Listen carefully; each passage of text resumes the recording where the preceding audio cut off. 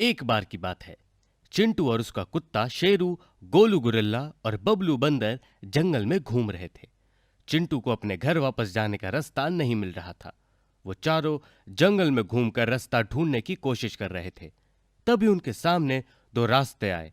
एक रास्ते पर पक्की सड़क और दूसरे रास्ते पर कच्ची सड़क थी। चिंटू, हम कच्ची सड़क से जाएंगे। क्या? चिंटू के घर पहुंचना है तो मुझे लगता है कि हमें पक्की सड़क से जाना चाहिए। नहीं चिंटू, हमें कच्ची सड़क से ही जाना चाहिए। ठीक है शेरू, हम कच्ची सड़क से जाएंगे। चिंटू और शेरू कच्ची सड़क से निकल जाते हैं। गोलू गुरिल्ला और बबलू बंदर पक्की सड़क से निकलते हैं। लगता है ये शेरू पागल हो गया है और उसके साथ रहकर ये चिंटू ही पागल हो गया है। इनको आगे कुछ नहीं मिलेगा। दूसरी तरफ चिंटू और शेरू कच्ची सड़क से आगे बढ़ रहे थे। उनको रास्ते में बहुत सारे खूबसूरत नज़ारे देखने को मिले। रास्ते में छोटी सी नदी बह रही थी। बहुत ऊंचे ऊंचे पहाड़ भी थे। हर तरफ हरियाली बिछी हुई थी। इन नज़ारों को देख दोनों भी बहुत खुश हो गए। चिंटू, वो देखो आम के पेड़। वाह शेरू, अब आएगा मजा। चिंटू आम के पेड़ पर बैठकर बहुत सारे आम निकालता है और वो आम के बड़े से पेड़ के नीचे बैठकर आम खाने लगते हैं। दोनों बहुत सारे आम खाते हैं। ये आम तो बहुत मीठे हैं। आज तो मजा आ गया। अच्छा हुआ शेरू, हमने इस कच्ची सड़क से जाने का फैसला किया। चलो अब आगे बढ़ते हैं। दोनों आगे बढ़ते हैं और थोड़ी देर चलते ही उनको सामने एक छोटा सा गांव नजर आता है। दोनों बहुत खुश हो जाते हैं। शेरू, वो देखो, एक छोटा सा गांव है। यहाँ से तो मुझे घर जाने में आसानी होगी। इसका मतलब हमने सही रास्ता चुना था। और वो दोनों गांव में चले जाते हैं। यहाँ पर गोलू गिरिल और बबलू बंदर पक्की सड़क से चलते चलते बहुत दूर आ जाते हैं, पर रास्ते में कुछ नहीं मिलता। आगे सिर्फ रेगिस्तान नजर आता है। पता नहीं ये रास्ता कहाँ जा रहा है और मुझे बहुत भूख भी लग रही है। लगता है हमने गलत रास्ता चुना था। और दोनों वहां पर उदास होकर बैठ जाते हैं। इस कहानी से हमें ये सीख मिलती है कि हर खूबसूरत दिखने वाली चीज अपने लिए अच्छी नहीं होती।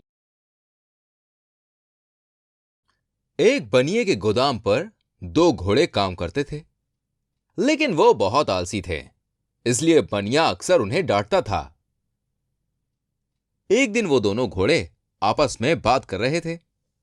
पहला घोड़ा बोला, भैया, हम सारी जिंदगी यहां काम करते हुए मर जाएंगे क्या? दूसरा घोड़ा बोला, नहीं भाई, मैंने गांव में घूमते हुए देखा है। यहां पास में एक बहुत सुंदर जंगल है। रात में हम यहां से भाग चलेंगे। योजना के अनुसार दोनों घोड़े रात में गोदाम से भाग गए। पहला घोड़ा बोला, ये जंगल तो बहुत सुंदर है भैया, और देखो कितनी हरी भरी घास है। दूसरा घोड़ा बोला, हां भाई, और यहां तो हमें काम भी नहीं करना पड़ेगा। अब तो बस ऐश ही ऐश है। दोनों घोड़े वहां हरी भरी घास चरने लगे।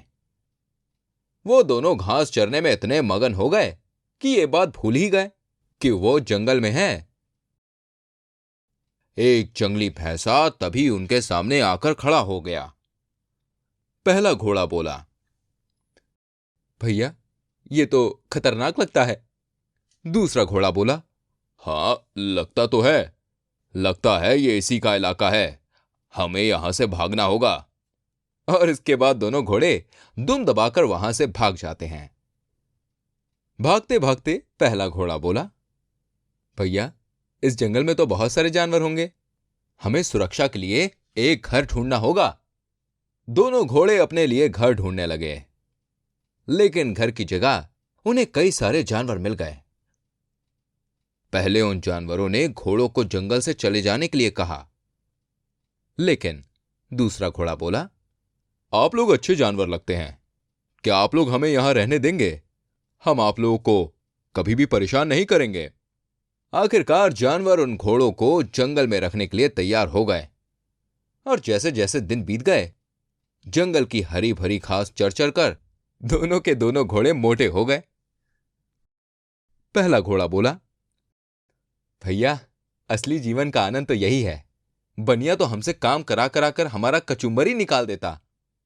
दूसरा घोड़ा बोला, हां यार, यहां ना काम का झंझट है और ना ही बनिए की डांट।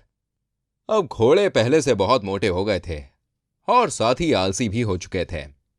बंदर बोला, अरे घोड़े भाई, जरा इन फलों को इकट्ठा करने में मेरी मदद करोगे क्या? पहला घोड़ा बोला, अरे नहीं यार, यह हमारे सोने का समय है। तुम एक काम करो, तुम किसी और को बुला लो। जंगल के सभी जानवरों को लगने लगा था कि घोड़ों को जंगल में नहीं रहना चाहिए, क्योंकि वो दोनों घोड़े तो बस खाते थे और सोते थे। एक दिन दोनों घोड़े मजे से जामुन के पेड़ के नीचे बैठकर जामुन खा रहे थे और मुंह से उसकी गुठलियों को हवा में उड़ा रहे थे। पहला घोड़ा बोला, मेरी गुठली ऊपर गई। दूसरा घोड़ा बोला, नहीं नहीं, मेरी गुठली ऊपर गई। लेकिन उन्हें यह बात नहीं पता थी कि उनकी गुठलियां मधुमक्खी के छत्ते में भी लग रही थी। कुछ देर मधुमक्खियां सहन करती रहीं, लेकिन उसके बाद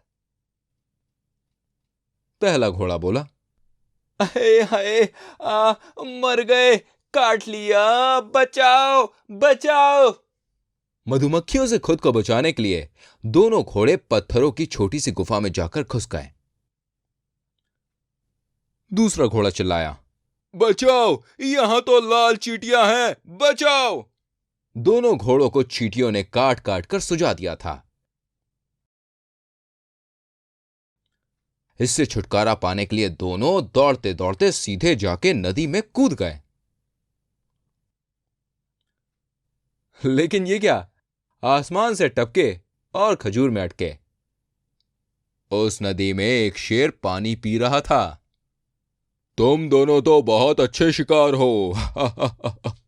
घोड़ों ने शेर को सामने देखा तो उनकी सिट्टी पिट्टी गुल हो गई और अपनी जान बचाने के लिए वो दोनों घोड़े इतनी फुर्ती से भागे कि भागते भागते कब जंगल खत्म हो गया और कब बनिया का गोदाम आ गया, ये पता ही नहीं चला। पहला घोड़ा बोला, भैया, अब मैं जीवन में कहीं नहीं जाऊंगा और मन लगाकर सब काम करूंगा। दूसरा घोड़ा बोला, सही कहा तूने, चल चल के बनिए का दरवाजा खटखटाते हैं। दोस्तों, इस कहानी से हमें यह सीखने को मिलता है कि आलस कभी किसी के काम ना आए और लौट के बुद्धू घर को आए। और आपको यह हमारी कहानी अच्छी लगी हो ना, तो जल्दी से हमारी वीडियो को लाइक कीजिए और शेयर कीजिए, और ऐसी और कहानियां देखने के लिए हमारे चैनल को सब्सक्राइब करके बेल आइकन को प्रेस कीजिए, जिससे आपको हमारी आने वाली सभी कहानियां मिलती रहें और आप यूं ही देखते रहें। 3 पहाड़ियों से घिरे जंगल में बहुत सारे जानवर थे। कुछ तो बहुत खतरनाक थे, लेकिन इन बड़े बड़े और खतरनाक जानवरों की भी दुनिया बड़ी मजेदार थी। जंगल का राजा शेर अब बूढ़ा हो चुका था और अब उसे छोटे मोटे जानवर भी चढ़ाकर भाग जाया करते थे। इसलिए जानवरों ने कोई दूसरा राजा चुनने का प्लान बनाया। एक चीता था जो 1 नंबर का भुलक्कड़ था, और एक हाथी था, वो थोड़ा पागल था। चीता बोला, शेर के अलावा इस जंगल में सबसे तेज शिकारी मैं हूं, इसलिए राजा तो मैं ही बनूंगा। लेकिन सबसे ज्यादा ताकत मुझ में है, तो राजा मैं बनूंगा। तो क्या हुआ, हर बार वन महोत्सव में मैं राजा बनता हूं, और हर बार घटिया एक्टिंग की वजह से सारा जंगल टमाटर और अंडे फेंक कर मारता है। जंगल के सभी जानवर इन दोनों की बातों से पक चुके थे और जंगल की समस्याएं भी बढ़ती जा रही थी, क्योंकि पास ही के खंडर में रहने वाले गुंडे सियार आए दिन जंगल में आकर छोटे जानवरों को परेशान करने लगे थे। सभी जानवरों ने मिलकर एक प्लान बनाया और हाथी और चीता से कह दिया कि उन दोनों में से जो भी सियारों से मुक्ति दिलाएगा वही राजा बनेगा। यह तो मेरे बाएं पंजे का खेल है, चुटकियों में सबक सिखा दूंगा सियारियों को। मैं अभी जाता हूं और सारे सियारियों को अपनी सूंड में फंसाकर मार देता हूं। चीता और हाथी गुंडे सियारों को सबक सिखाने के लिए निकल पड़े, लेकिन जैसे ही नदी पार की वैसे ही उनका सामना सियारियों की फौज से हुआ। चीता और हाथी अपना पूरा जोर लगाकर लड़ रहे थे, लेकिन सियार संख्या में बहुत ज्यादा थे, इसलिए भारी पड़ रहे थे। और इसी लड़ाई के बीच, हाथी चाचा, मुझे गोद में ले लो, मुझे मेला देखना है। हे भगवान, एक तो ये सियार घेर कर मार रहे हैं ऊपर से ये भुलक्कड़। मैं तुम्हारा चाचा नहीं हूं और ना ही कोई मेला लगा है। ओह, तो इसका मतलब यह है कि आप मेरी रिपोर्ट नहीं लिखेंगे थानेदार साहब? दिमाग का दही मत कर चीते, वरना ये सियार तेरी रिपोर्ट लिखेंगे। चीते को भूलने की बीमारी और उसकी बकवास से हाथी का दिमाग घूम रहा था। वो चारों ओर सियारों से घिरा था और चीता बकवास कर रहा था। अच्छा ठीक है भाई साहब, अब मैं चलता हूं, दिवाली पर आऊंगा। अरे कहां चलता हूं?